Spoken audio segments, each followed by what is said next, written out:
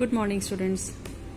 Yesterday we were discussed about the topic indifference curve and their assumptions. Today we will discuss about indifference set and indifference curve. तो जो हमने कल assumptions discuss करी थी बेटा, उसमें दो assumptions थी. First, income of the consumer constant. Second, consumer spend their income on two goods and which are substitute of each other. तो उन्हीं दो assumption पे based हम आगे indifference set और indifference curve topic discuss करेंगे.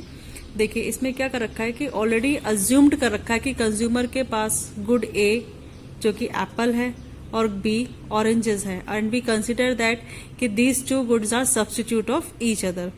इन दोनों गुड्स के अकॉर्डिंग डिफरेंट कॉम्बिनेशन शो कर रखे हैं टेबल में एप्पल्स और ऑरेंजेस का. वो कॉम्बिनेशन क्या कहता है कि कंज्यूमर की इनकम तो कांस्टेंट है गिवन है. जो कॉम्बिनेशन ए है उसके अकॉर्डिंग उसने 10 ऑरेंजेस ले लिए और जब 10 ऑरेंजेस लिए तो उसके पास इतना ही अमाउंट बचा कि एप्पल कितना आया एक. इसका मतलब क्या, उसको ऑरेंजेस की रिक्वायरमेंट ज्यादा होगी इसलिए उसने ज्यादा पैसा ऑरेंज पे खर्च कर दिया, थोड़ा बहुत बचा उससे एक एप्पल ले आया. बट सेकंड कॉम्बिनेशन में उसने क्या करा, नंबर ऑफ एप्पल्स क्या कर दिए इंक्रीज 1 से 2. तो जितना अमाउंट उसके पास कॉम्बिनेशन ए के टाइम पे था उतना ही अमाउंट कॉम्बिनेशन बी के टाइम पर भी है, बढ़ा नहीं है ना घटेगा. तो जब उसने एप्पल 1 से 2 लिए यानी पहले से ज्यादा लिए तो अब उसके पास रिमेनिंग अमाउंट क्या बचेगा, पहले से कम. और जब अमाउंट पहले से कम बचेगा तो नंबर ऑफ ऑरेंजेस भी क्या हो जाएंगे, डिक्रीज हो जाएंगे. तो नंबर ऑफ ऑरेंजेस डिक्रीज होकर कितना बच गए, 10 से 7.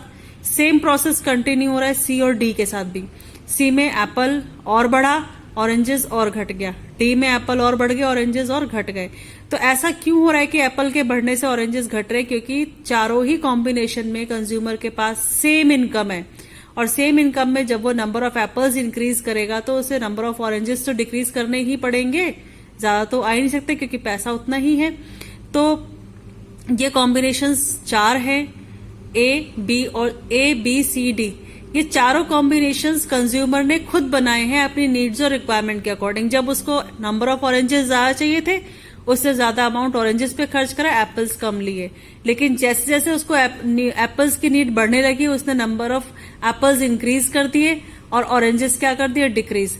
तो all 4 combinations are decided by the consumer themself. कोई किसी ने उसे फोर्स नहीं करा है कि आप एप्पल ज्यादा लो ऑरेंज कम लो या ऑरेंज ज्यादा लो एप्पल कम हो. It's totally depends on the consumer. तो जो सेटिस्फेक्शन लेवल है ए बी सी और डी पॉइंट का, वो सेटिस्फेक्शन लेवल सब में सेम ही होगा, अलग अलग नहीं है, क्योंकि उसने जो इंक्रीज और डिक्रीज करा है कंजप्शन एप्पल्स और ऑरेंजेस का as per their own need own requirement, not by forcing anyone. किसी ने फोर्स नहीं करा है उसे बढ़ाने और घटाने के लिए. और जब आप चीजें अपने हिसाब से लेते हो तो आप सेटिस्फाइड ही रहते हो. इसलिए हम कह सकते हैं कि all 4 combinations give same level of satisfaction to the consumer. और जब सेटिस्फेक्शन सेम है तो भले ही जो ये सेट है, ये जो कॉम्बिनेशंस हैं देखने में डिफरेंट हैं, बट क्योंकि वो सेम सेटिस्फेक्शन प्रोवाइड कर रहे हैं that's why we can say that they are indifference set. Indifference मतलब सेटिस्फेक्शन के पॉइंट ऑफ व्यू से इनमें कहीं कोई डिफरेंसेस नहीं है. All combinations provide same satisfaction level. एक छोटा सा एग्जांपल देती हूँ आपको और अच्छे से क्लियर हो जाएगा.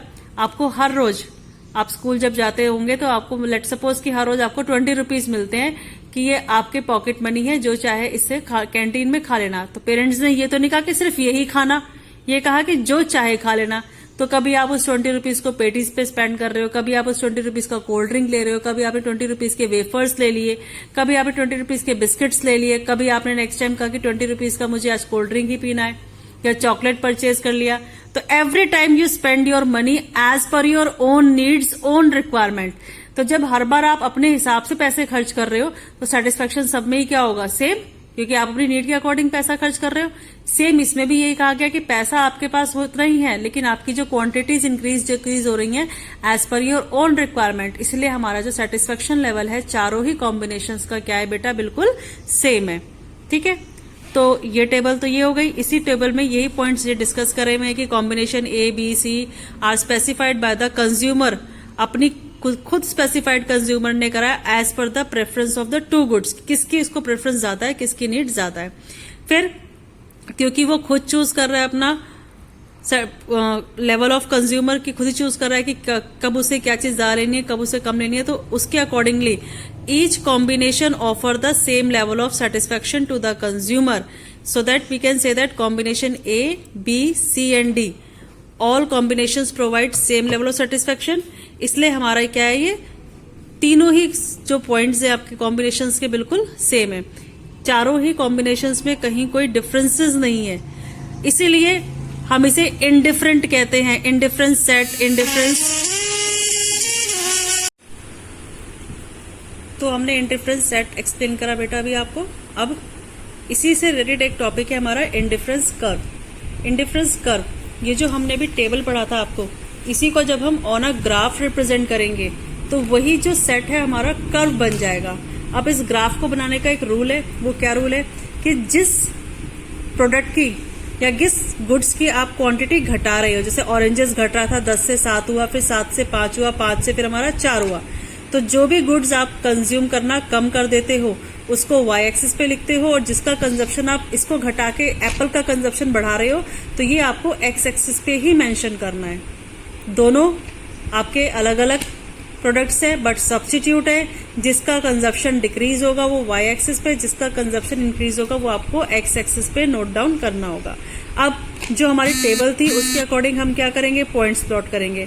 फर्स्ट कॉम्बिनेशन में वो ऑरेंजेस 10 ले रहा है और एप्पल कितना है 1, तो 10 1 के अकॉर्डिंग फर्स्ट पॉइंट हमारा यहाँ आ गया, इसको हमने ए कॉम्बिनेशन नाम दिया इसलिए इसके आगे पॉइंट ए डाल दिया। फिर सेकंड कॉम्बिनेशन में उसने एप्पल क्या करा, 1 से 2 पर आया, लेकिन उसके लिए ऑरेंजेस क्या करने पड़े, डिक्रीज 10 से 7। 10 से 7 क्यों करा, क्योंकि उसकी इनकम लिमिटेड है, इनकम नहीं बढ़ी है, ये नहीं कि एप्पल ही बढ़ जाएगा ऑरेंजेस भी उतना ही रहेगा, इनकम तो उसके पास लिमिटेड ही है, उतने पैसों में ही खर्चे चलाने हैं, तो इसलिए उसने क्या करा, जब एप्पल बढ़ाया तो पैसा कम बचा ऑरेंज के लिए, तो इसलिए हमारा ये पॉइंट नीचे आ गया, 10 से 7 पर आ गया, और इस 2 और 7 कॉम्बिनेशन के अकॉर्डिंग ये बी पॉइंट है। फिर नेक्स्ट हमारा आता है, फिर अगेन एप्पल और इंक्रीज हुआ 2 से 3, तो उसके लिए फिर हमने उसके कंपैरिजन क्या करा, ऑरेंजेस और डिक्रीज करे 7 to 5 C point, D point 3 से 4 और 5 to 4 डी। चारों पॉइंट्स को हमने ये ज्वाइंट कर दिया। ज्वाइंट करने के बाद जो हमारा कर्व बन के आया वो हमारा इंडिफरेंस कर्व। इंडिफरेंस कर्व कैसा आ रहा है, ऊपर से नीचे, स्लोप्स डाउनवर्ड। जब भी कोई कर्व ऊपर से नीचे आता है स्लोप्स डाउनवर्ड तो हमारा क्या कहलाता है, नेगेटिव स्लोप। नेगेटिव स्लोप क्यों है कि एक कंजप्शन डिक्रीज हो रहा है और दूसरा कंजप्शन इंक्रीज। जब एक वैल्यू डिक्रीज और दूसरी इंक्रीज होती है तो उसे नेगेटिव स्लोप कहते हैं, और इस नेगेटिव स्लोप की वजह से ही हमारा आईसी कर्व स्लोप्स डाउनवर्ड आ रहा है। ठीक है बेटा, तो ये हमारी 2 वीडियोस हैं related to indifference set and indifference curve. इसके आगे नई वीडियो हम कल अपलोड करेंगे जो कि अब प्रॉपर्टीज ऑफ इंडिफरेंस कर्व होगी। इन दोनों का आप अच्छे से पढ़िएगा। क्लियर? Thank you.